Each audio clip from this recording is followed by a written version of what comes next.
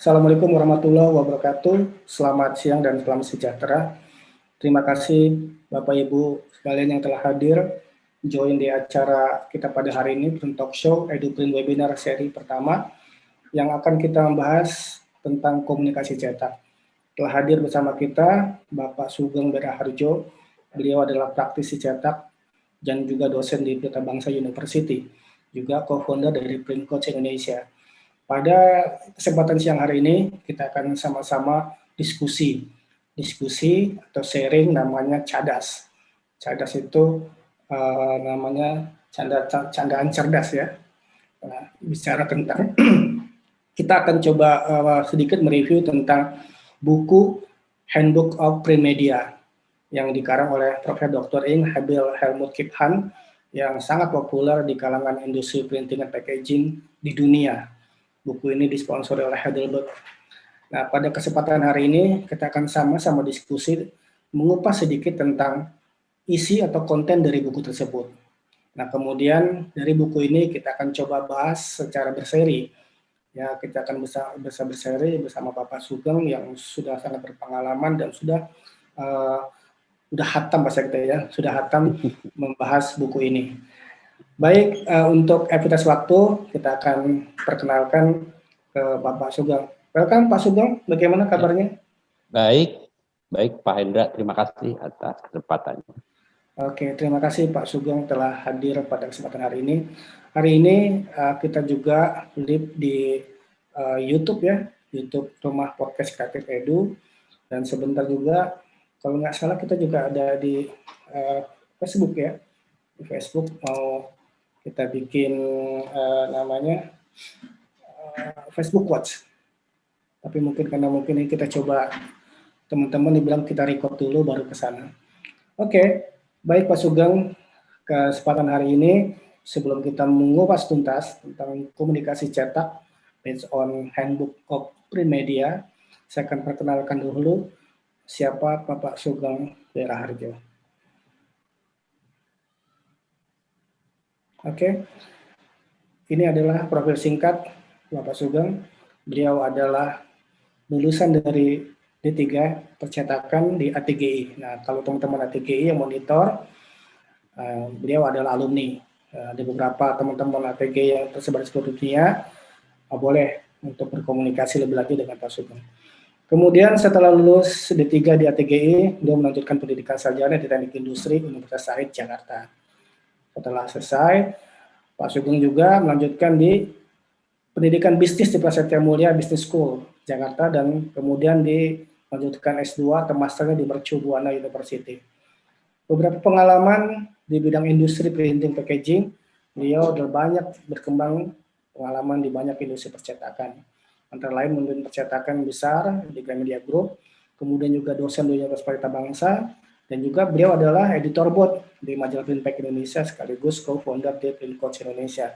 Baik, tidak berlama-lama lagi, kita berikan kesempatan waktu kepada Pak Sugeng Beraharjo untuk menyampaikan sedikit cerita konten tentang Handbook of Print Media dan juga apa yang akan kita bahas dalam Print Talk atau EduPrint Webinar series ini. Silakan Pak Sugeng. Baik, ya. Mohon slide-nya. Oke, next ya. Oke, saya share screen ya. Sekali boleh, silakan Pak. Boleh, baik ya.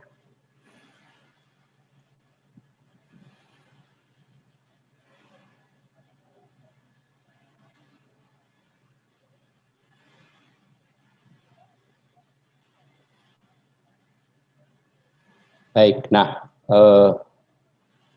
seperti yang Anda lihat di sini, ini sepertinya harus pakai yang aslinya sebentar.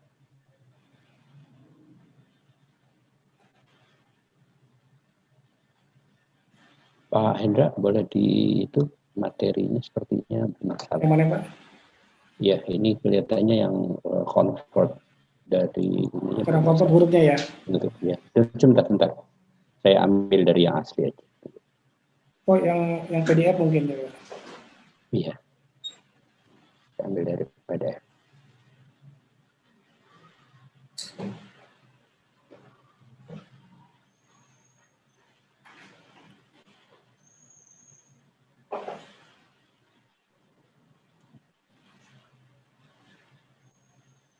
Saya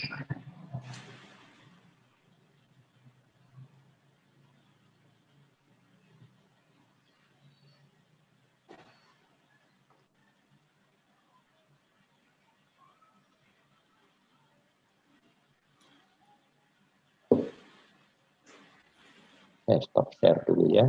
Bentar.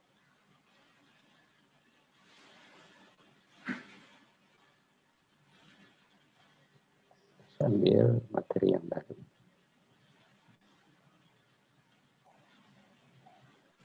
Baik, sudah kelihatan ya? Sudah Pak. Baik, ya. Nah, buku Handbook of Premedia ini saya mengenalnya ini di tahun 2002 ya. Kebetulan waktu itu emang ada pameran IPEX ya. Jadi pameran kedua terbesar setelah Drupa ya.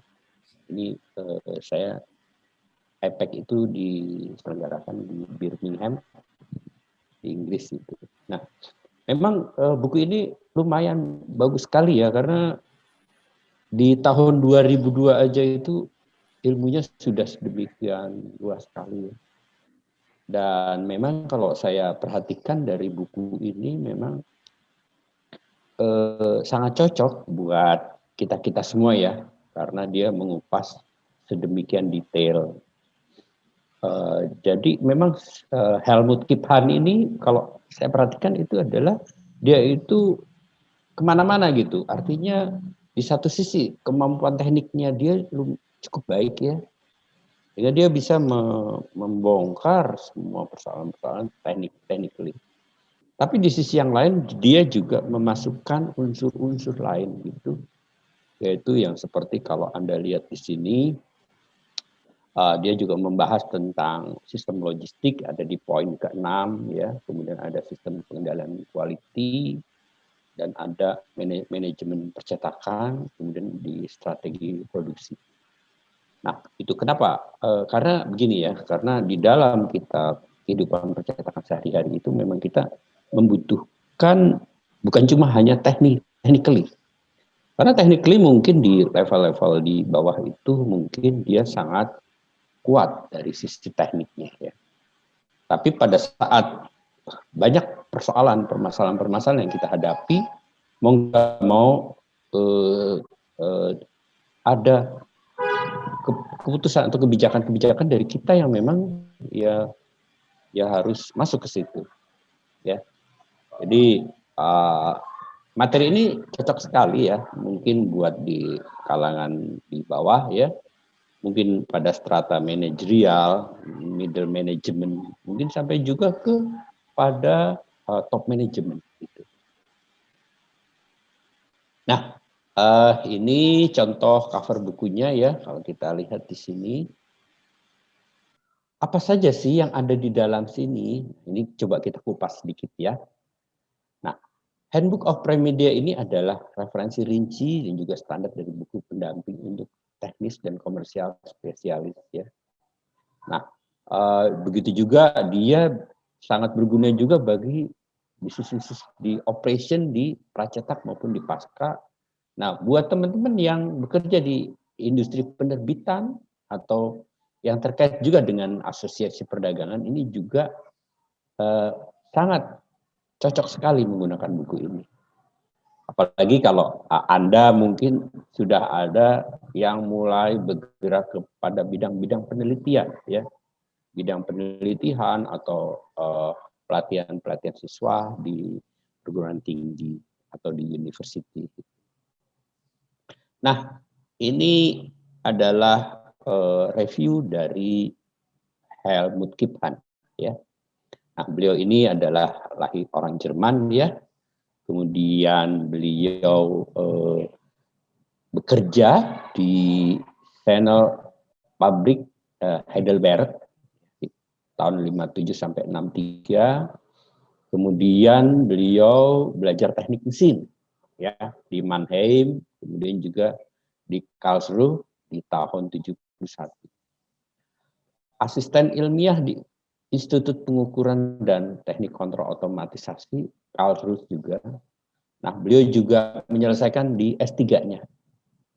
Ya, dengan judul di sini adalah pengukuran korelasi dan proses identifikasi untuk aplikasi industri. Ya, jadi seperti mungkin penerapan alat ukur, densitometer, spektrofotometri. Nah, itu adalah yang memang menjadi tesis penelitian dia. Kemudian dia di sini juga mengajar, ya. Setelah dia lulus dari doktor, kemudian dia mengajar sebagai dosen di University Karlsruhe, kemudian sebagai profesor, ya, sebagai profesor di tahun 85. Ya. Seperti kita tahu, profesor itu adalah sebuah jabatan jabatan yang terjadi di kampus, ya, beda dengan doktor. Kalau doktor kita dapatkan dari kita kuliah S3 kita mendapatkan doktor, tapi kalau profesor adalah sama juga dengan guru besar yang ada di university. Kemudian setelah itu dia bekerja juga di Heidelberg sebagai insinyur penelitian. Ya, jadi kalau teman-teman semua yang menggunakan mesin-mesin dari Heidelberg, ya, beliau adalah salah satu penelitinya, ya, bagaimana sistem-sistem dari mesin cetak itu berfungsi. Ya. Nah, begitu juga dari sisi manajerial. Makanya saya tadi sempat bilang bahwa buku ini ya lumayan baik, ya, karena apa? Bukan cuma mengulas teknik, ya, tapi dia juga karena dia sebagai manajerial, nah dia mengaplikasikan pengetahuan dia di dalam buku ini. Ya, di sini kalau kita lihat di sini ada penelitian di bagian pengembangan sip web, kemudian bagaimana dia melakukan transfer teknologi, kemudian paten dan pendidikan. Nah, ini beliau adalah mungkin pakarnya, ya, di bidang percetakan. Jadi kalau kita lihat pengalamannya itu luar biasa sekali beliau, gitu, karena dia mengetahui percetakan dari A sampai Z, kemudian juga dia profesor di bidang grafika, ya, doktor dan profesor, kemudian mengabdikan hidupnya dia di perusahaan Heidelberg, ya. Seperti kita tahu perusahaan Heidelberg adalah perusahaan yang sampai hari ini adalah 3 terbesar di dunia sampai hari ini. Nah, kalau Anda berminat, nah kita coba lihat bukunya. Isinya apa saja sih? Adalah bukunya, ya. Nah, di sini kita melihat sendiri ada coba kita lihat di sini, ya. Di sini pertama kita nanti akan membicarakan tentang fundamental, ya. Kalau Anda lihat di sini ada bab 1, ada communication teknologi, ya. Di sini bagaimana print media itu dalam bentuk fisik, ya, bisa berupa buku, majalah-majalah, kemudian brosur, kemudian. Nah, setelah itu ada di sini tentang bagaimana tren di masa depan, kemudian kalau kita lihat sekarang juga kan sudah terjadi, ya, bagaimana terjadi disrupsi dari print media bentuk cetak bergeser ke media lain yang berbentuk televisi, ya, seperti ya kayak kita sekarang adalah bentuk gadget, medsos dan lain-lain. Ini adalah sebuah terjadi disrupsi teknologi, ya. Dimana kalau kita lihat kita nggak bisa menolak, ya, yang namanya disrupsi, ya. Ya, sama juga kita menolak bahwa koran harus terbit, ya, TV, ya, koran dalam bentuk TV tidak boleh. Nah, itu kan tidak mungkin, ya. Begitu juga pada saat kita perubahan dari misalnya kita lihat warnet, ya, tiba-tiba warnet itu mau nggak mau, ya, terjadi disrupsi karena berpindahnya dari smartphone dan seterusnya. Nah, di bab 2 kita di sini di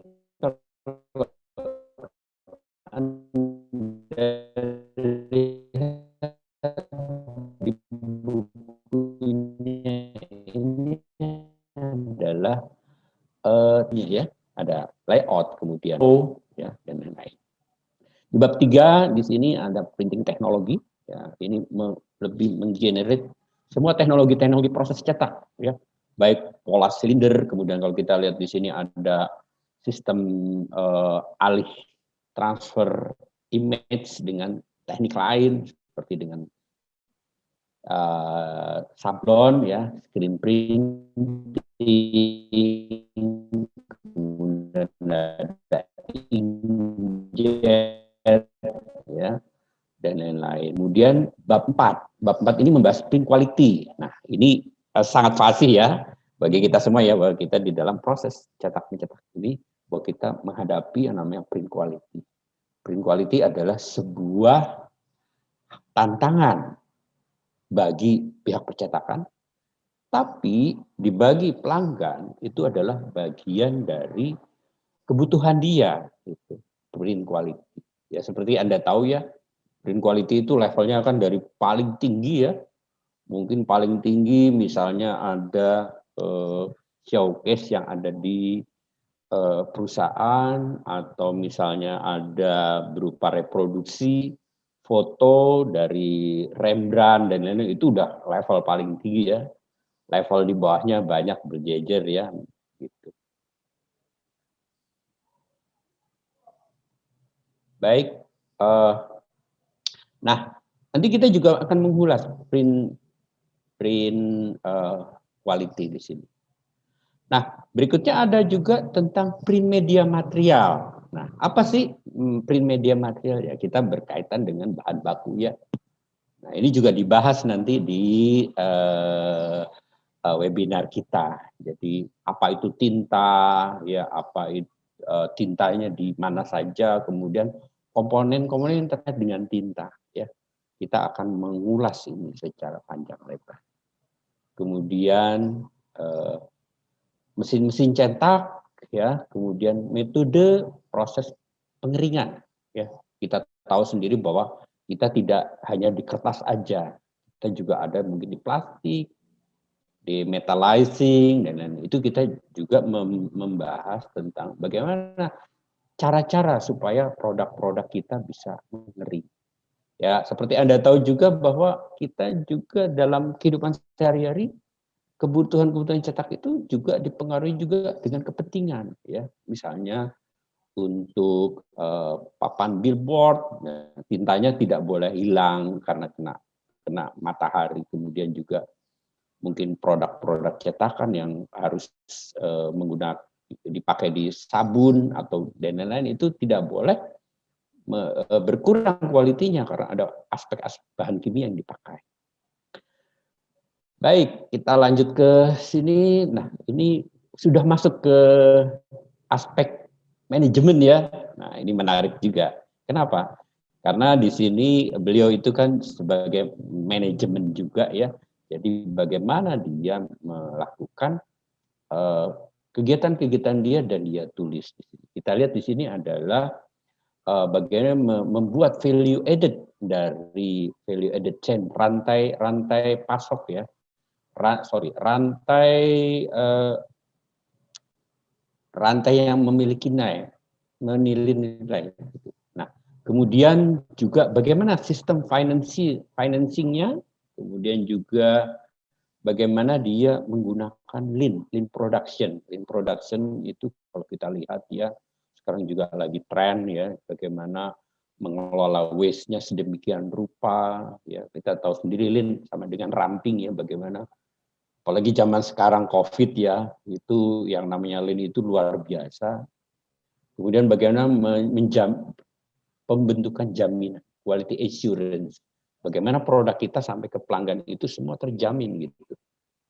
Ya, ada capacity planning, mungkin Anda yang pernah belajar di logistik ya, ada master schedule ya, MRP, MPS, dan lain ini juga dibahas di bab 1.9 ini. Di poin 2 di sini dijelaskan lagi bagaimana technically-nya ya, technically-nya bagaimana proses-proses itu terjadi ya. Kalau kita lihat di sini ada komponen dari mesin cetak ya, kemudian bagaimana komponen dari delivery, drying, dan seterusnya ada di poin 2 sini. Nah, oke, lanjut. Baik, kita geser sedikit di sini. Ya.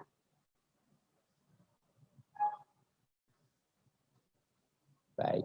Nah, lanjut yang poin ketiga, kita ada di sini. Ya, ada teknologi computer to plates. Ya, di sini dijelasin juga bagaimana sistem kerja dari computer plates. Dan yang kelima ini adalah bagaimana proses cetak tanpa adanya kontak gitu. Kalau kita lihat sekarang itu kan sudah mulai banyak ya, seperti teknik-teknik digital printing itu adalah yang non contactless gitu. Jadi memang bagaimana proses-proses itu dilakukan. Yang terakhir adalah yang hybrid ya, sistem hybrid. Di poin 6 penjelasan tentang hybrid ya, hybrid printing system. Di poin 7 tentang proses print finishing proses. Ya, itu nanti diperjelas lagi tentang mesin jilid, mesin lem, mesin kawat, ya, mesin potong dan seterusnya di poin 8 ini. Masih ada sambungan lagi di poin 9 ya, kalau kita lihat di sini. Dan poin 9 di sini adalah 8 production strategis for print media. Nah, ya, ini jadi bagaimana kita ini balik lagi ke manajerialnya. Konsep strategik, kita tahu ya kalau di dalam konsep strategik berarti kita maju berapa langkah ke depan. 5-10 tahun lagi bagaimana kita melihat konsep-konsep ini ya. Nah, kalau waktu itu mungkin dipikirkan karena waktu itu memang di tahun 2002 itu zaman mesin web itu sedang merajalela ya. Dan kemudian strategi bagaimana strategi untuk menempatkan produk kita on time ya, karena di zaman itu kebutuhan sebelum ada zaman disrupsi kayak sekarang ini, bagaimana koran bisa sampai di depan rumah itu jam 6 pagi ini ya. Nah, yang terakhir di poin 10 adalah perbandingan teknologi cetak ya dengan Primedia. Dan yang terakhir di sini poin 11 elektronik media dan multimedia. Nah, ini lebih kepada bagaimana grafis, bagaimana kita membuat sebuah desain dari sebuah produk kita. Ada unsur teks, ada unsur image, sekarang ada unsur audio juga. Anda lihat ya. Jadi di poin 11, di poin 12 ada print media, elektronik media, dan yang terakhir ini adalah di special topics ya. Special topics ini lebih kepada bagaimana di situ ada history ya. Kita lihat di sini ada history. Kemudian juga ada tentang education di sistem pendidikan grafika, kemudian juga ada vocational di mana kita belajar bagaimana pembelajaran link and match ya antara dunia pendidikan dengan dunia industri. Nah, itu juga dibahas di situ di poin 12-nya ya. Di poin 13-nya gitu. Nah, itu sekilas kelihatannya Pak Hendra ya. Jadi lumayan banyak di situ, ada 13 topik yang dibahas gitu. Nah, cuma memang saya mengusulkan saja ya, karena di sini kita sifatnya ini kan apa ya, market ya, kita bicara market ya. Karena kalau kita bicara market itu artinya adalah apa sih sebenarnya yang dibutuhkan gitu. Karena barangkali di banyak, aduh basic-basic gak usah deh Pak. Bagaimana kalau kita sudah mulai memikirkan, apalagi sekarang zaman yang lumayan susah ya kita untuk bersaing karena kita mendapatkan tantangan berat dari bisnis lain ya, bukan fisik cetak tapi bisnis gadget dan lain-lain itu yang Nah, mungkin itu juga kita menjadi sebuah bahan pembicaraan kita. Kira-kira materinya apakah yang dibutuhkan ya? Karena bagaimanapun kita bicaranya adalah produk, bukan product driven, tapi market driven. Product driven itu adalah kita membuat, nah terserah pembaca bagaimana. Tapi kan itu zaman dahulu kala ya. Sekarang adalah market driven. Market driven itu artinya sebenarnya kebutuhan customer itu apa. Nah itu yang kita cocokin. Nah konsep itu yang menurut saya yang paling cocok. Sementara gitu Pak Hendra, kita bisa lanjutkan lagi. Monggo Pak Hendra, silakan. Baik, terima kasih Pak Sugeng. Ya, kalau kelihatannya buku ini tebal sekali ya, ada sekitar 1.200 hampir 1.300 halaman ya Pak ya. Betul Pak. Kurang lebih. Nah, dan itu dibagi menjadi sekitar 13 atau 13 iya, bab. iya. Luar 13 biasa. bab. Ini kalau kuliah itu berapa semester ya? Biasanya sih 14 bab itu 14 kali pertemuan Pak. Cuma masalahnya itu kan apakah mungkin satu bab satu pertemuan Nah, gitu. itu dia nggak mungkin. 4 Mungkin SKS ya. sih. Ya, berat sih. Ya, baik. Nah, dari sekian ini pengalaman Bapak di percetakan yang Bapak tekuni selama ini, itu apakah kesemuanya diterapkan atau hanya sebagian tertentu saja Pak sesuai dengan kebutuhan print shop-nya? Kalau saya sih begini ya, kalau kebenaran saya bekerja di perusahaan media yang lumayan besar gitu, dan memang kita di sana itu berasa sekali bahwa kita sebagai capital. Orang menyebutnya sebagai human capital. Human capital itu artinya adalah bahwa kita sebagai karyawan itu bagian dari sebuah aset. Ini bedanya dengan perusahaan-perusahaan ya, karyawan sebagai aset gitu. Nah, artinya aset adalah bahwa dia itu adalah dia harus dimaksimalkan. Artinya bukan cuma dipakai tenaganya saja gitu. Sehingga memang di perusahaan itu memang kita dididik, disekolahkan gitu. Disekolahkan seperti kita tahu kalau sekarang zamannya istilahnya MT ya, manajemen training gitu ya. Iya, MT. Manajemen training itu memang dipersiapkan ya sampai pada jenjang-jenjang tertentu gitu. Tapi memang hanya orang-orang pilihan yang masuk ke dalam MT. Nah, di dalam penggunaan sehari-hari bagaimana? Nah, saya kembali lagi, saya ingat sekali awal saya masuk ke perusahaan tersebut, saya memang benar-benar digodok, Pak. Jadi orang-orang yang mungkin yang nggak kuat mungkin udah out gitu. Kemudian saya masuk ke, ya saya masuk udah D3. D3 itu kan kalau orang-orang sekarang, wah saya harusnya bersih ya kan. Bersih, nggak boleh kena tinta dan lain-lain. Kalau waktu itu saya masuk di tahun 90.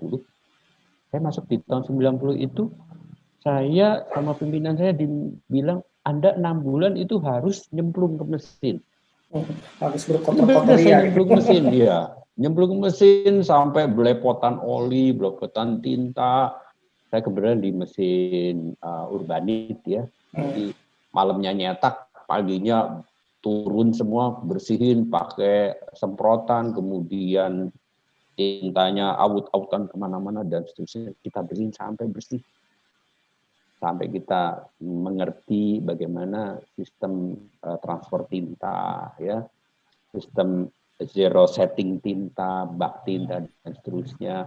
Bagaimana menjamin, bagaimana kertasnya itu, karena sistem web itu kan lebih banyak travel ya, bagaimana kertasnya itu travel dari roll sampai ke lipatan itu nggak boleh ada keriput, registernya harus presisi dan seterusnya.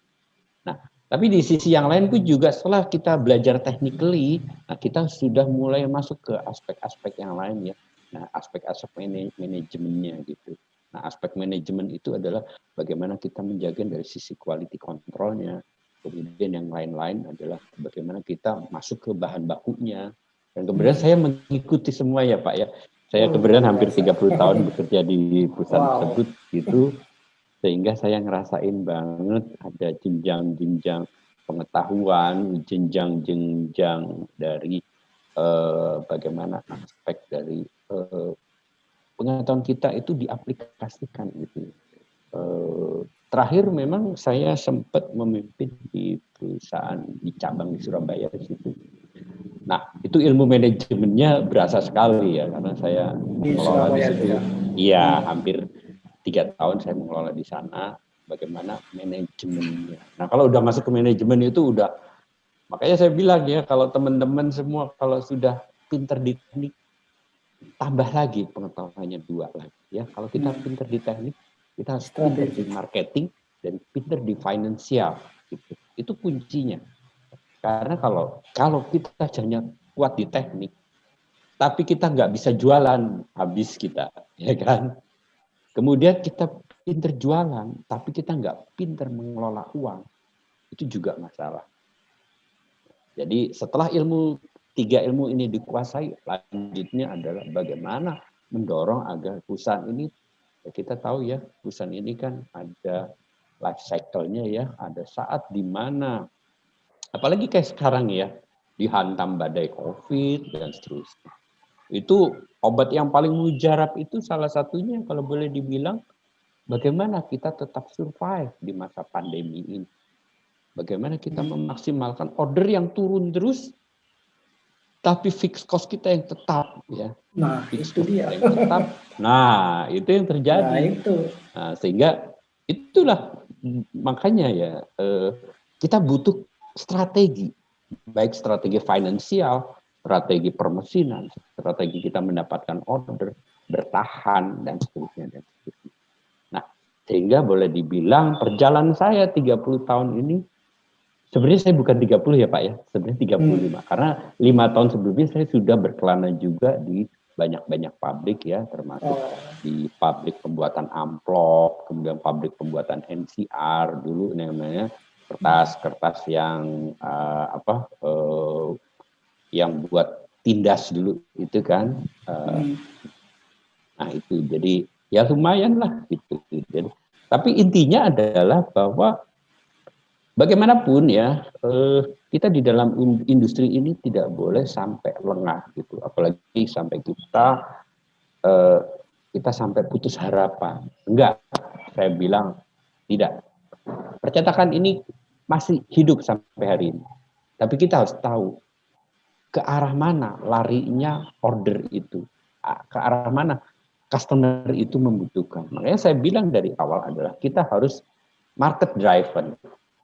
Jadi kita harus mengikuti pasar, bukan kita yang mendetek pasar, tapi kita yang mengikuti pasar. Nah, di dalamnya adalah kita bagaimana kita mengelola. Gitu. Nah yang terakhir Pak, yang terpenting buat saya adalah kita harus pinter-pinter bagaimana menstrategikan. Larinya order, larinya pesanan, larinya jenis ini, kita harus melihat lagi. Makanya ada satu hal yang menarik adalah bisnis model, Pak. Bisnis model itu adalah bagaimana kita memformulasikan bisnis kita apa sih hari ini, apakah cocok dengan bisnis yang akan datang. Ya kalau seperti kita lihat ya, sekarang trennya adalah tahun 2025, 2030 ada rencana akan beralih ke mobil listrik, ya kan? Penggunaan baterai listrik. Nah, itu kan artinya kalau seorang market driven dia akan menggeser ini. Lini-lini produksinya dia akan geser dari mobil yang karburator, yang mobil injeksi, ya, penggunaan bahan bakar bensin dan seterusnya. Dia harus segera geser. Kalau tidak geser, habis dia. Gitu, akan ketinggalan ya. Betul, itu peran dari seorang pemimpin pabrik. Bagaimana dia melihat adakah disrupsi. Nah, disrupsi ini adalah bagaimana sebuah teknologi yang baru masuk akan menghabisi teknologi yang ada saat ini. Nah, itu seorang pemimpin harus mampu ke arah situ. Jadi memang ini kita garap sedemikian rupa Pak Hendra, karena apa? Kita ngelihat kita bukan cuma berkisar di dalam teknik, tapi kita juga bagaimana dari sisi manajemen bagaimana kita mengolah ini menjadi hal-hal yang strategik. Gitu. Makanya saya bilang ini pangsanya ya lumayan lebar gitu, dari mulai yang di lapangan sampai mungkin manajerial, mungkin sampai kepada pemilik perusahaan yang harus dia memikirkan bagaimana strategi ke depan. Kira-kira gitu Pak Herman. Pak Hendra, maaf. Iya, wah luar biasa berarti ya. Betul Pak. Iya. Berarti handbook ini sudah dirancang sedemikian rupa, mulai dari hulu sampai ke hilir ya. Betul Pak. Mulai dari dasar-dasar sampai ke strategi produksi kan ke manajemennya. Mungkin yang lagi ke marketing ya tadi ya. Iya, Tentang penjualannya marketing. bagaimana strategi produksi pemasaran tadi ya. Betul Pak. Nah, di era pandemi seperti sekarang ini, kira-kira dari sekian banyak tema yang ini sebaiknya lebih fokus kemana gitu ya Pak? Karena mungkin beberapa orang kan akan sulit untuk mendatangi sebuah pabrik atau production house atau print shop untuk melihat langsung seperti apa. Mungkin tadi bagaimana strategi bertahan di era krisis COVID-19 atau pandemi seperti ini. Menurut Bapak, sebaiknya prinsip-prinsip di sana supaya dia tetap bertahan dan bisa berkembang, apa yang harus dipelajari? Ya Pak. Oke, balik lagi Pak, kita melihat itu market driven ya. Market driven. Seperti saya juga di perusahaan saya juga sering dimintai saran-saran itu. Nah, kita melihat pada pabrik. Jadi marketnya seperti apa? Sebagai contoh adalah gini, kita tahu ya industri-industri kita banyak yang udah turun ya. Industri penerbangan, kemudian industri supermarket, itu kan yang banyak membutuhkan fisik, media fisik ya, berupa barang cetakan. Nah, barang cetakan kalau kita lihat saat ini kan juga yang dikhawatirkan. Kenapa kita bilang khawatirkan? Karena kertas itu dianggap sebagai media penyebaran COVID. Nah, itu yang terjadi. Nah itu mau nggak mau, iya, itu yang sudah terjadi Pak. Makanya orang mengurangi ya, kalau kita lihat, kalau kita masuk ke tol sekarang sudah tidak tapping lagi, tapi kita handshake gitu aja, menggunakan sensor tangan dan seterusnya. Tapi dengan begitu Pak, dengan begitu, itu yang disebut dengan tadi, kita selalu akan berevolusi, di mana evolusi itu adalah siapa yang dia kuat, maka dia akan tahan terhadap badai evolusi. Ya, seperti kita tahu ya, dinosaurus tidak tahan terhadap evolusi. Tapi bayangin Pak, sekecil kecoa. Kecoa itu adalah masih bisa. Tetap dia sampai hari ini dia tetap aktif. Nah, nyamuk juga masuk kantor. Iya, itu binatang-binatang purba yang dia mampu bertahan di masa evolusi. Nah, kuncinya kalau tadi Pak Hendra bertanya ke saya adalah gimana sih kita balik lagi, kita harus market driven. Ya? Market driven. Nah, dan kita selalu melihat bahwa sebuah peluang itu adalah peluang itu jangan kita hilangkan gitu, tapi kita harus jeli. Contoh gini ya, saya melihat nih kebetulan baru di Jakarta ya.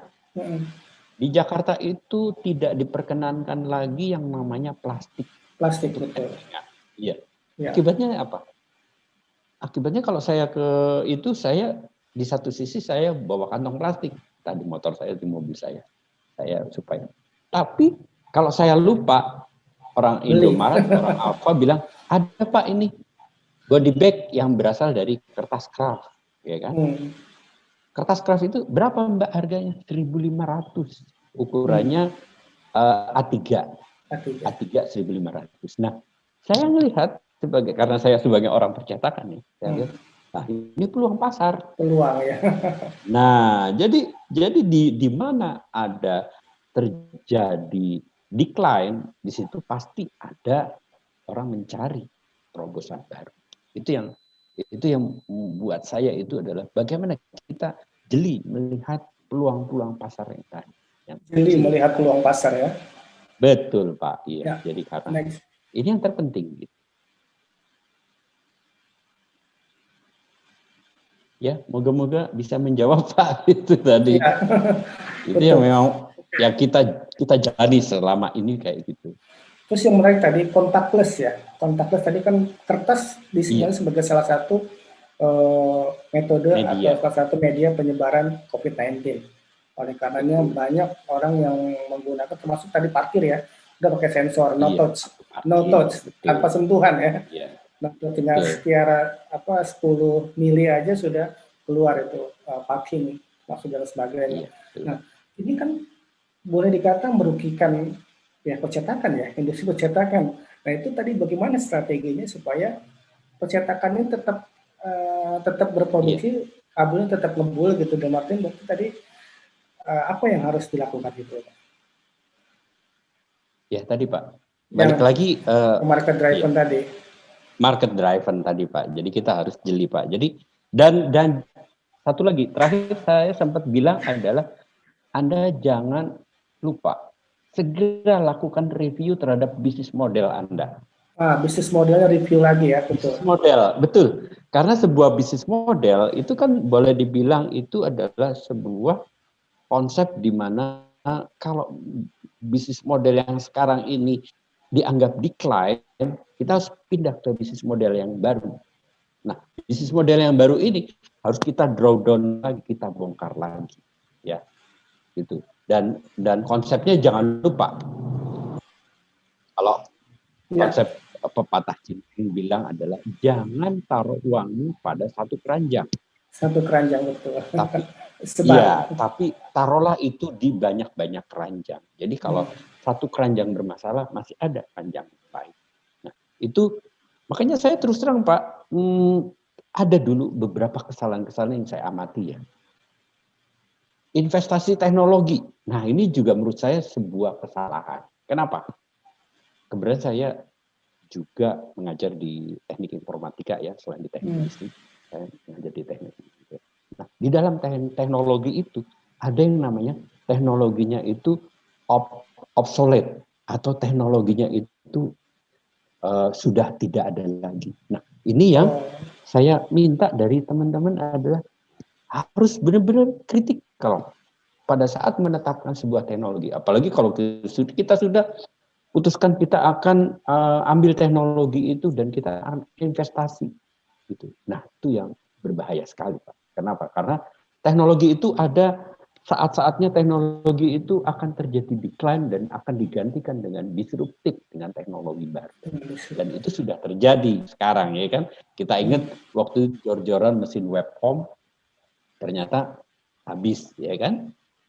Kemudian juga mungkin kita juga yang sekarang kita tahu smartphone ya, smartphone itu waduh edisinya udah sekian ya dan seterusnya. Mungkin nanti saya nggak tahu teknologinya. Tapi memang yang paling baik kalau saran saya adalah jangan segan-segan untuk membaca perilaku di luar.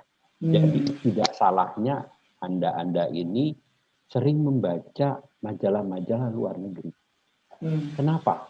Tren ya. Karena majalah luar negeri itu adalah itu teknologi yang saya tahu ya Pak ya. Yang saya tahu adalah teknologi 10 tahun yang lalu baru sampai Indonesia sekarang.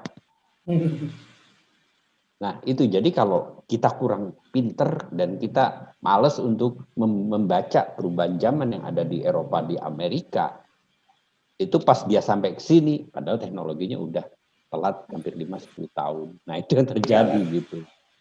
Iya, kira-kira gitu Pak. Jadi kalau kita bicara bagaimana mensiasati dengan kondisi sekarang seperti itu. Ya, baik Pak Sugeng. Iya benar Pak. Maka dari itu tren-tren di luar itu di majalah Printback kita ulas, kita kombinasikan. Oleh karenanya makanya Printback Indonesia memposisikan diri sebagai media bisnis printing packaging yang berafiliasi ke Global Network. Kebetulan kita juga menjadi salah satu deklarator untuk komunitas atau asosiasi yang kita namakan Global Packaging Media Alliance atau namanya GPMA, Global Packaging Media Alliance. Nah, di mana semua tren-tren packaging di seluruh dunia itu dibahas di aliansi tersebut. Bahkan kita juga keuntungannya kita selain mendapatkan update informasi teknologi khususnya printing packaging, itu juga dapat iklan dari para vendor. Nah, ini bentuk kolaborasi yang cukup menarik ya dari Global Packaging Media Alliance tersebut. Nah, beberapa event internasional seperti Drupa, China Print, dan sebagainya juga kita ikuti. Itu sebagai bentuk aplikasi visi misi kita, memberikan edukasi dan juga promosi di masyarakat Grafika Indonesia.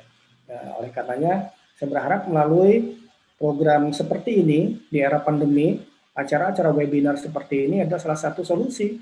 Solusi kita kalau kita biasanya ngopi bareng gitu ya di jalan dan sebagainya di beberapa kafe, hotel atau ke print shop kita berkunjung, hampir udah setahun lebih ini kita nggak kemana-mana gitu.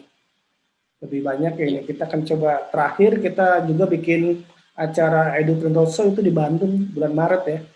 Bulan Maret di Bandung cukup antusias karena memang COVID-19 pada saat itu belum begitu ramai ya, pada dalam hitungan jari gitu.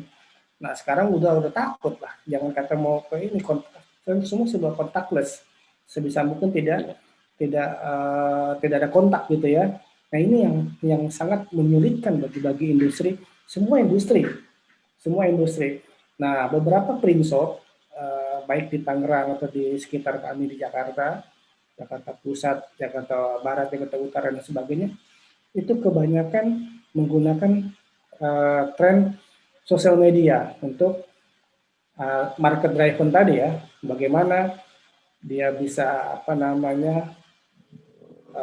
dapur yang bisa ngebul, printingnya mesinnya tetap bisa panas, bisa jalan seperti itu. Nah persoalannya adalah bagaimana mereka yang tidak bisa mengadopsi atau tidak bisa berkolaborasi dengan situasi pandemi seperti ini mereka di tahun ke depan atau tahun berjalan ini itu akan kolaps gitu kan ya, terlihatnya seperti itu.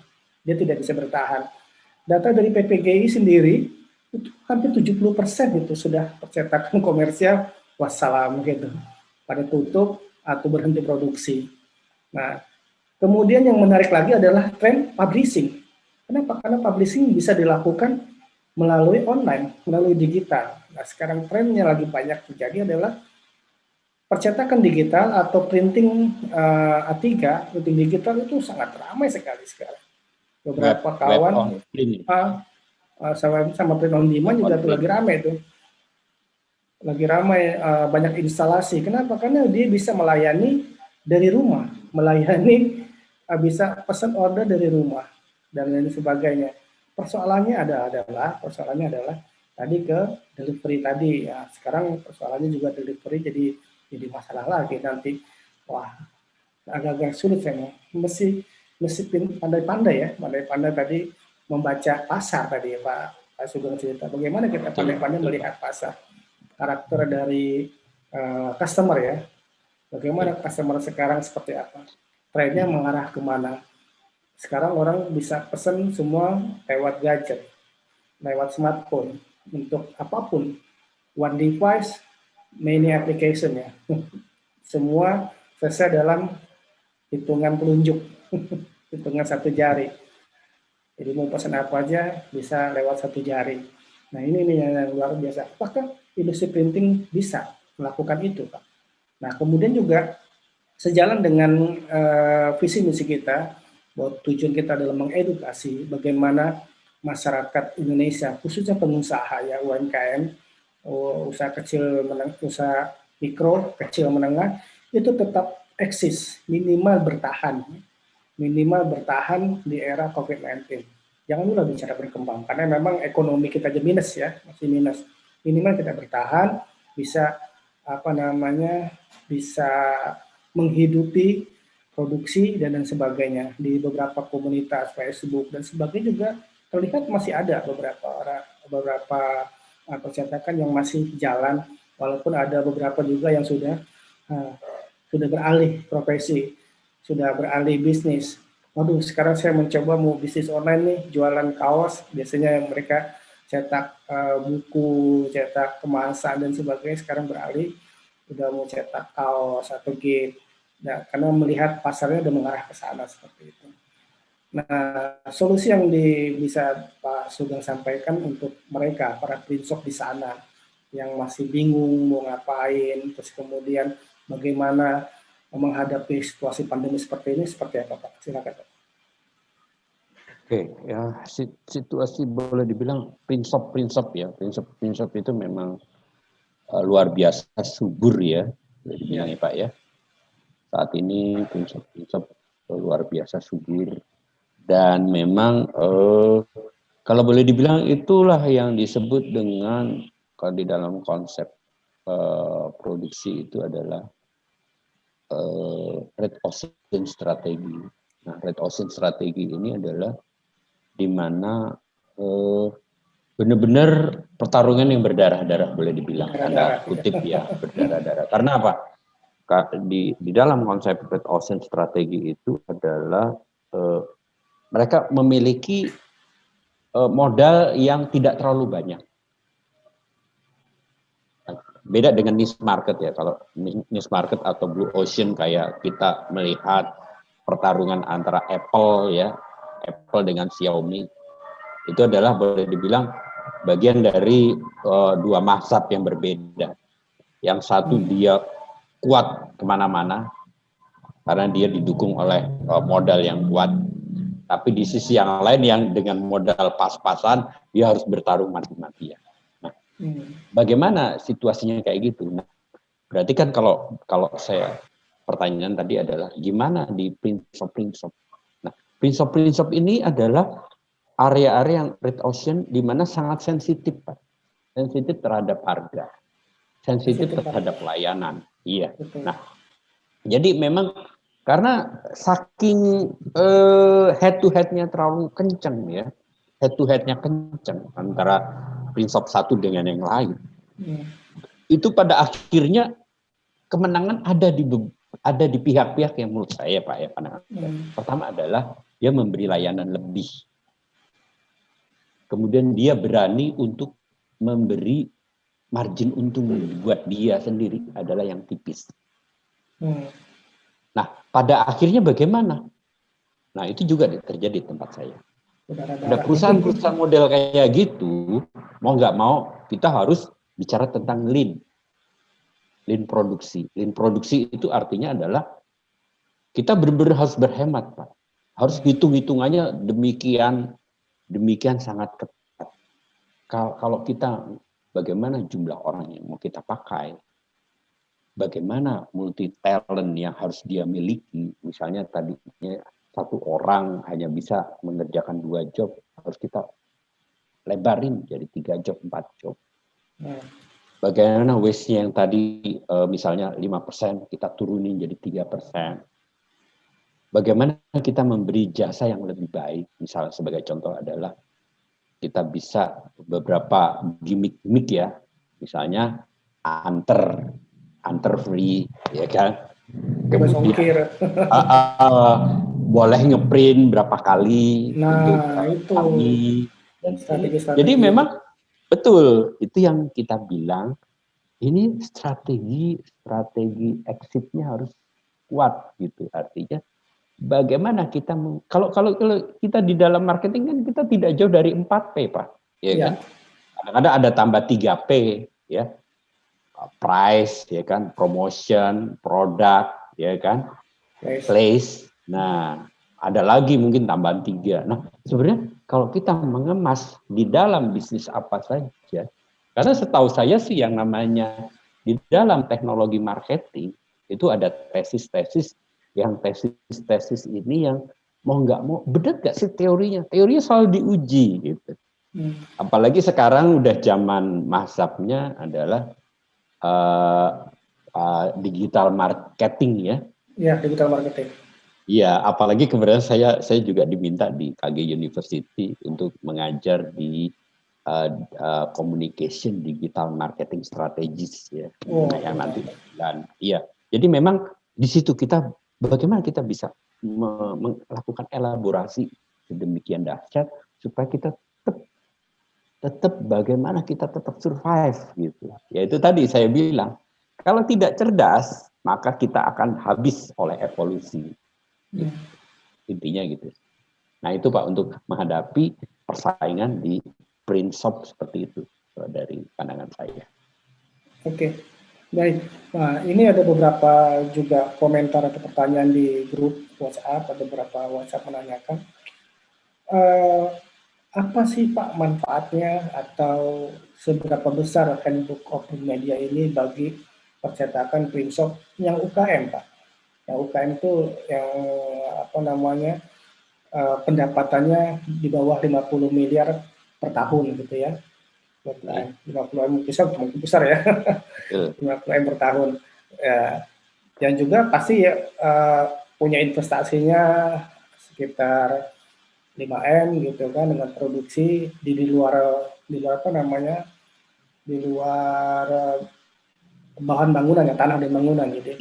Nah itu masuk kategori UMKM.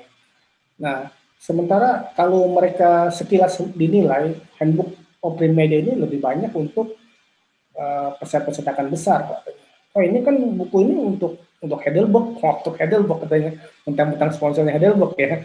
Ini kan untuk mesin Heidelberg aja, salah itu. Nah makanya mungkin Pak Bapak jelaskan seberapa besar manfaatnya buku ini bagi print shop khususnya digital print shop. Apakah ini juga up to date atau cocok diterapkan bagi mereka para pengusaha print shop yang khususnya UMKM? Silakan Pak. Oke, baik Pak. Jadi memang kenapa saya selalu mengulang-ulang dengan istilah print market driven. Ya. Jadi memang market driven itu diciptakan bagaimana kita melihat customer kita.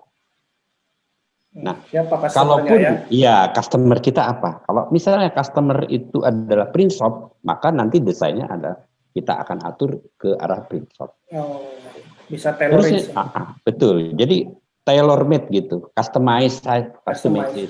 Tapi kalau belajar dari pengalaman saya itu adalah bagaimana kita melihat, mungkin nanti kita akan bongkar bagaimana dari sisi marketingnya, dari sisi produksinya, dari sisi finansialnya, ya, bagaimana kita strategi bertahan, bisnis model dan lain-lain. Itu sebenarnya kemudian saya orang industri ya. Kalau konsep industri itu kan sebenarnya boleh dibilang operation. Nah, di dalam operation sepanjang itu manufaktur itu sama aja. Dia akan berbeda antara manufaktur dengan bisnis jasa. Itu yang perbedaan yang lumayan menyolok gitu. Karena kalau bisnis jasa itu kan intangible, ya kan? Intangible. Ya. Kayak kita ke dokter, ya kan? Bukan produk, tapi bagaimana dokter memberi kesembuhan pasien, ya misalnya dengan cara melakukan konsultasi, melakukan analisis dari hasil-hasil ukur dari alat-alat kedokteran dan seterusnya. Nah, jadi kalau tadi ada pertanyaan, apa sih manfaatnya? Ya, memang kita dari awal dengan Pak Hendra, memang kita ini hanya sebagai sebuah umpan. Nah, kita lihat pasarnya seperti apa kebutuhan pasarnya. Nah, nanti kita desain sedemikian rupa.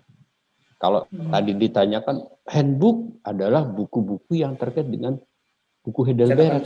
Betul, memang. Ya. Tapi kalau kita nggak punya pijakan, ya kita nggak punya pijakan, kita akan susah. Kalau saya pribadi ngelihat buku ini apa? Buku ini adalah bagusnya adalah bagaimana sebuah struktur buku yang baik, gitu.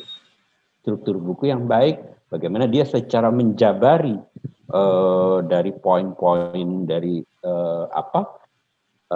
teknologi, kemudian dia masuk ke dalam sistem logistiknya, sistem flow aliran proses data dan bahan baku, masuk ke manajemen, sistem quality dan lain-lain. Nah itu. Tapi kalau kita mau larin itu menjadi digital printing, print shop, ya nanti kita harus desain ulang kembali, kira-kira seperti itu, Pak. Ya, jadi bisa kita sesuaikan gitu ya. Betul, Pak. Ya. Bisa kita sesuaikan. Nah, begitu ya teman-teman. Jadi memang buku handbook open media ini bukan hanya untuk dikhususkan untuk mereka pengguna mesin Heidelberg, bukan pula untuk pengguna mesin GOS atau mesin web, bukan juga. Tapi memang ini adalah buku pegangan bagi pelaku usaha percetakan di mana saja, dengan skala apa saja gitu kan, baik digital maupun konvensional. Tadi sudah dijelaskan ya, baik digital maupun konvensional. Jadi memang sangat sangat bermanfaat sekali. Mulai dari dasar-dasar tadi kan bicara tentang komunikasi dasar, kemudian bicara juga tentang bagaimana sistem produksinya, bahan baku cetaknya itu seperti apa, teknik cetaknya juga ada, teknik cetak digital, konvensional, dan sebagainya. Juga diajarkan bagaimana cara teknik menjilid, kemudian juga dijelaskan bagaimana aliran data, aliran bahan baku dalam sebuah produksi, kemudian juga bagaimana mengendalikan kualitas, ya, kualitas produksi, kualitas cetakan, sampai dengan pada manajemen percetakan sendiri hingga pada strategi produksi. Yang terakhir juga bagaimana nanti menjualnya, itu yang akan kita coba bahas. Nah, terus kemudian bagaimana kami bisa mengikuti? Nah, ini yang menarik juga. Di kami ada satu nama grup namanya atau satu program kita namanya Print Coach Edu Print Shop. Nah, kita meluncurkan satu program namanya program edukasi untuk Edu Print Shop. Kita coba tailor made. Nah, kita khususkan, kita siapkan materi khusus untuk mereka-mereka para print shop agar bisa bertahan. Jadi dalam sebuah grup diskusi di sosial media itu sampai setiap hari menanyakan bagaimana. Kalau bicara bagaimana berarti dia perlu mentor, perlu guru, perlu asistensi, perlu arahan, perlu guiding. Nah, kita coba mempersiapkan itu dalam sebuah program yang digagas atau yang dihandle oleh Print Coach. Nah, seperti apa Print Coach? Nanti saya akan coba jabarkan sedikit tentang Print Coach itu apa.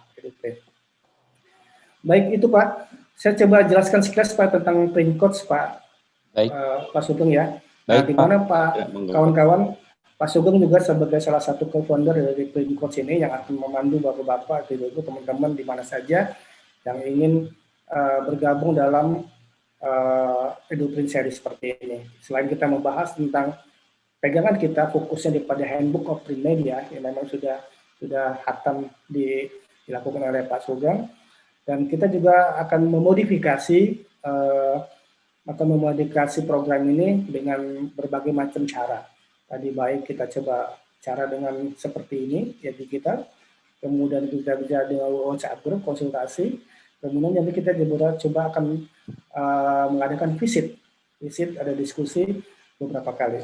Untuk lebih jelasnya saya coba jelaskan beberapa program Print Coach atau apa itu Print Coach dan apa itu EduPrint hubungannya. Sebentar ya Pak, saya set materinya. Ini dia. Apa itu EduPrint? Ya, EduPrint hubungannya dengan Print Coach nanti saya coba jelaskan. EduPrint merupakan program edukasi dan promosi dari majalah Printback Indonesia sejak 2010 tahun lalu ya. Jadi sekarang sudah 11 tahun kita menyelenggarakan kegiatan EduPrint ini. Kita bekerja sama dengan para vendor atau merek, agensi, dan para pelaku usaha percetakan dan print shop. Nah, dalam mengedukasi masyarakat grafika Indonesia, khususnya tentang teknologi cetak dan permasalahannya. Nah, selain itu ada testimoni juga dari para pengguna mesin cetak yang menjadi sponsor acara serta kunjungan ke pelaku usaha percetakan yang merupakan user dari merek atau yang menjadi sponsor acara, salah satu pendukung acara. Nah, ini konsep EduPrint. Nah, biasanya kita menyelenggarakan EduPrint ini setiap 2 bulan sekali. Setiap 2 bulan sekali, jadi selama setahun kita sekitar 6 kali ya, 5 atau 6 kali. Diselenggarakan setahun sekali dan hasil liputannya kita buat di dalam liputan di majalah Printback Indonesia. Itu yang kenapa beberapa sponsor happy karena selain dia mendapatkan edukasi, promosi juga dapat liputan setelah acara. Nah, beberapa sponsor yang telah bekerjasama dengan kita antara lain GOS Internasional, Gramedia Printing, Indonesia Printer, Suara Merdeka, Pikiran Rakyat, Bandung, juga merek lain seperti EFI Foodtech, kemudian Fuji Xerox, Kodak, Konica, Epson dan sebagainya itu setelah kolaborasi dengan kita. Jadi memang EduPrint ini yang sudah kita lakukan sejak 2010 lalu adalah mengedukasi masyarakat Indonesia melalui seminar, tur, kunjungan pabrik, dan print demo. Nah, apa hubungannya dengan mentoring? Nah, ini ada satu lagi program namanya program edukasi dan mentoring yang diselenggarakan oleh Print Coach. Nah, Print Coach itu diinisiasi oleh saya sendiri ketika itu berkunjung ke Drupa. Pada tahun itu ada beberapa print shop. Kebetulan pada tahun 2016 kita menyelenggarakan tur ke Drupa, di mana grup tur kita itu jumlahnya kurang lebih 111 orang ya. 111 orang dari dua grup khusus digital printing dan khusus printing packaging. Kita berubah menjadi dua grup, jadikan dua grup. Nah, beberapa permasalahan mereka adalah tadi seperti yang disampaikan Pak Sugeng, kok cukup berbeda ya, ketertinggal. Indonesia itu tertinggal, jauh tertinggal. Teknologi yang berkembang di Eropa, bahkan di beberapa Jepang dan sebagainya, itu 5 tahun lebih tinggi daripada apa yang kita lakukan sekarang ini. Jadi kita tertinggal 5 sampai 10 tahun. Gitu ya. Mungkin bukan hanya printing saja, semacam kemarin kita MRT segala macam, ketika saya ke Singapura, MRT sudah ada 10 tahun yang lalu begitu. Nah, sekarang kita baru mulai itu MRT. Nah, bagaimana menyikapi gap ini? Nah, perlunya mentoring tadi kan. Nah, kemudian tahun 2017 kita coba bicara dengan beberapa kawan, setelah kita berkunjung ke beberapa tempat. Nah, bagaimana caranya agar print shop itu maju? Selain kita cuma ada apa namanya asosiasi, ada komunitas dan sebagainya, tapi itu dirasa mereka tidak cukup untuk mengedukasi dalam program yang spesifik. Nah, sebelum spesifik ini, jadi ya tidak ada ikatan seperti tidak ada keberlanjutan, keseriusan. Nah, oleh karenanya kita coba beranikan diri untuk membentuk sebuah program namanya Print Coach. Nah, Print Coach menjadi bagian dari program edukasi. Nah, edukasi ya, Indonesia sejak 2018. Nah, ini Print Coach ini sudah kita deklarasikan sejak 2018 lalu. Antara lain programnya ada di acara seminar, talk show, dan beberapa konsultasi lainnya. Biasanya dalam program roadshow EduPrint yang kita lakukan selalu ada konsultasi. Nah, di akhir acara kita ada konsultasi, kita undang beberapa print coach gitu kan. Salah satunya pernah kita beberapa sponsor juga merangkap coaching atau mentoring gitu ya, konsultasi. Nah, mentoring adalah program utama dari print coach atau mentoring ya, di mana melalui program ini para pemilik usaha atau brand owner atau print shop akan didampingi bagaimana meningkatkan omset dan melakukan analisa bersama tentang permasalahan yang terjadi dan bagaimana mencapai goal atau tujuan yang dicapai. Nah, itu tujuannya tadi ya. Kemudian mentoring dilanjutkan secara hybrid tadi, baik secara online maupun offline, termasuk kunjungan dan pelatihan. Nah, program mentoring EduPrint Shop itu dirancang khusus untuk para pelaku usaha percetakan, khususnya UMKM yang omset tahunannya hingga 50 miliar.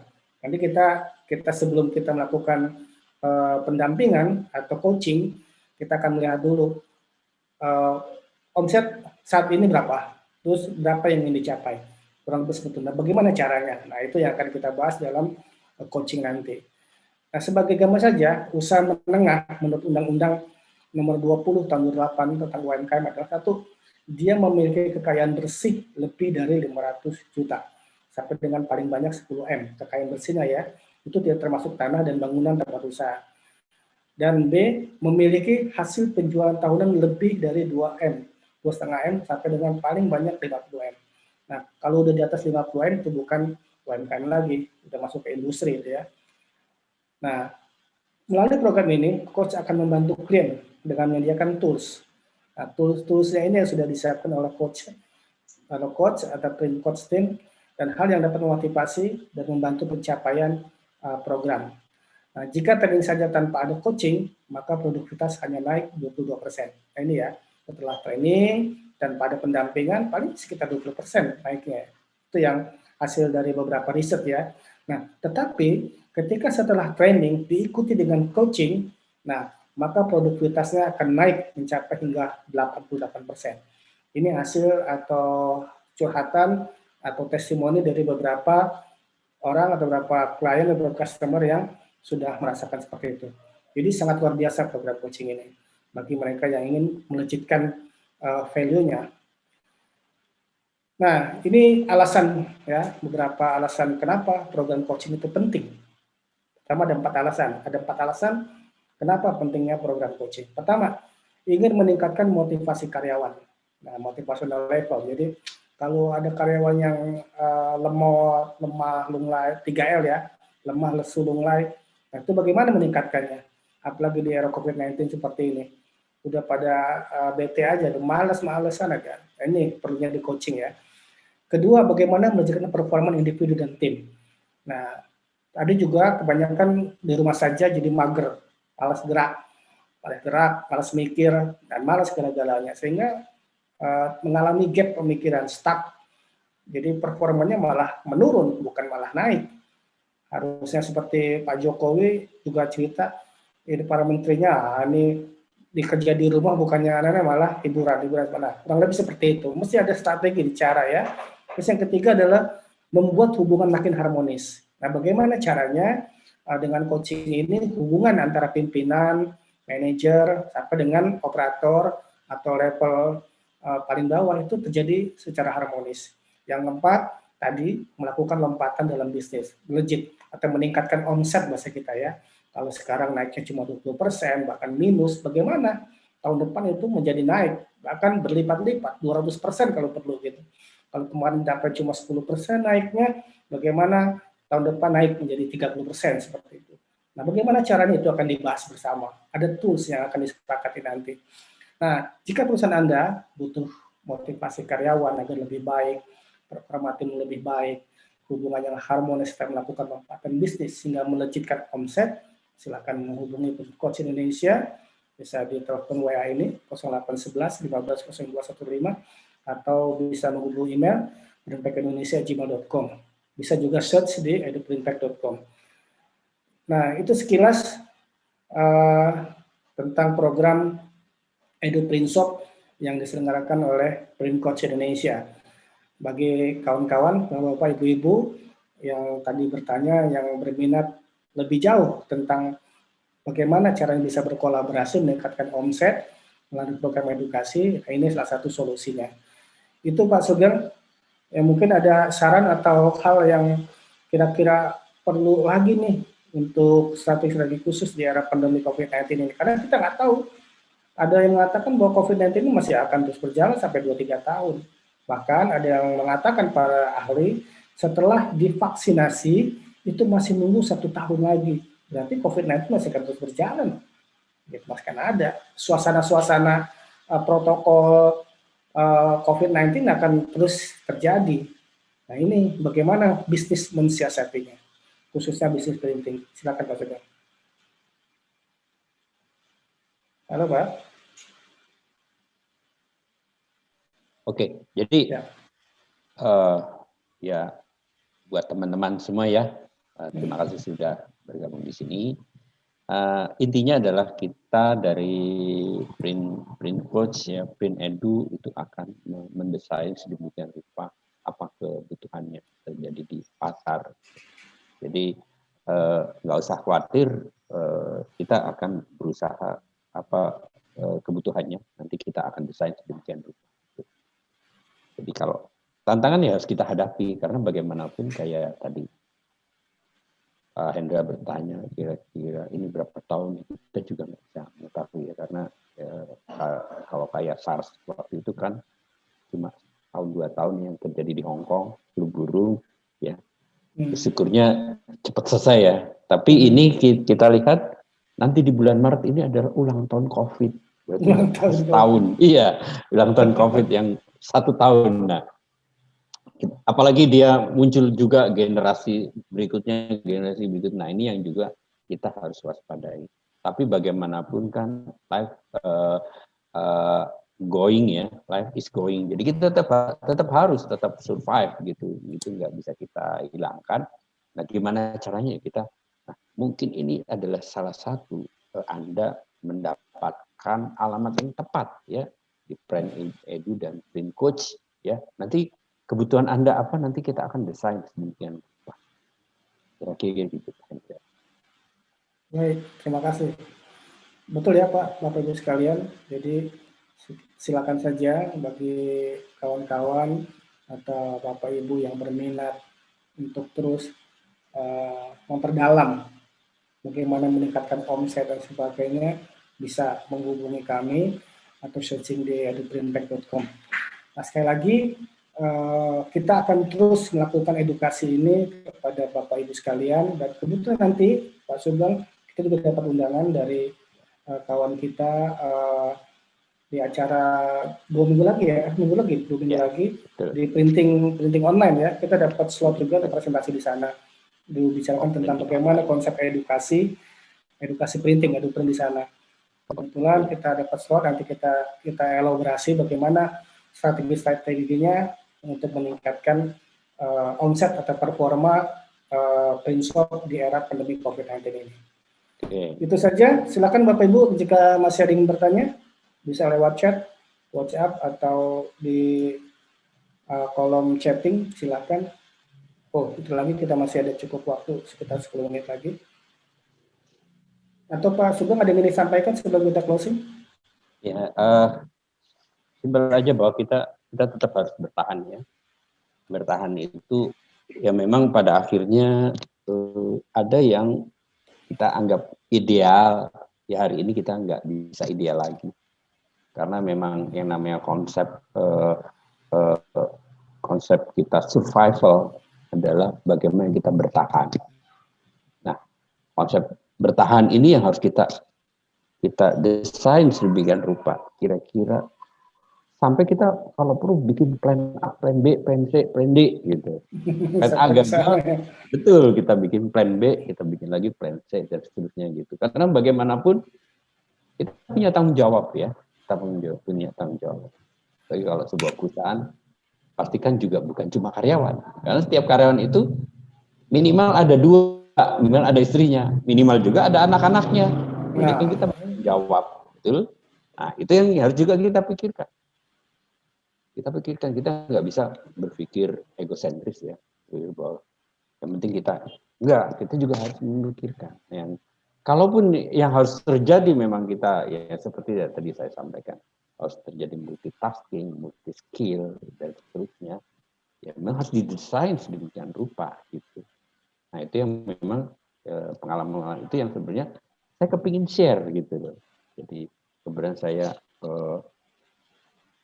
orang lapangan ya, boleh dibilang saya orang lapangan dan pekerjaan staffing, artinya pekerjaan yang memang melakukan pendataan, analisa, bahkan sampai saya pekerjaan operasional sampai sebagai leader ya, sebagai pimpinan dan seterusnya gitu. Jadi adalah 2 hal yang memang lengkap, komplit, paket komplit gitu. Nah ini yang memang harus kita desain. Pak Hendra. Ya, baik Bapak sekalian, mungkin waktunya kita sudah hampir 2 jam ya, kita bincang-bincang pada kesempatan kali ini. Kita akan coba ketemu lagi di pertemuan yang akan datang minggu depannya lagi ada lagi, kita insya Allah setiap minggu akan ada program edukasi seperti ini di hari libur ya, hari weekend seperti ini kita santai-santai saja, daripada tidur-tidur di rumah kita perlu diskusi, gesekan-gesekan pendidikan itu supaya kita tidak tumpul ya, tidak sharing. Namanya ngopi cadas, ngobrol pintar, cara cerdas. Nah ini yang menarik juga nih. Kita bikin konsep program seperti itu, ngopi cadas, ngobrol pintar, cara cerdas, mencari solusi ya. Baik, Bapak Ibu sekalian, sepertinya waktu sudah mendekati pukul 3. Kita akhiri saja pertemuan kita pada kali ini. Kepada teman-teman yang telah hadir, kami ucapkan terima kasih. Kepada Pak Sugeng selaku narasumber, kami ucapkan terima kasih. Dan jangan lupa saksikan terus acara ini di Rumah Podcast Kreatif Edu melalui YouTube channel, dan juga ada kita share nanti di YouTube juga Print TV nanti setelah ini, dan juga nanti akan kita share juga di sosial media lainnya.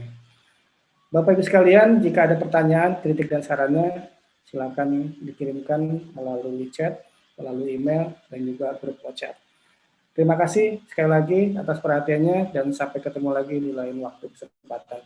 Terima kasih. Assalamualaikum warahmatullahi wabarakatuh.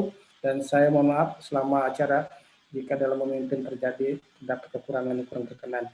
Pada Pak Sugeng dan teman-teman tim operator Rumah Podcast Kreatif Edu, Kami ucapkan terima kasih. Lagi, sampai ketemu. Assalamualaikum warahmatullahi wabarakatuh.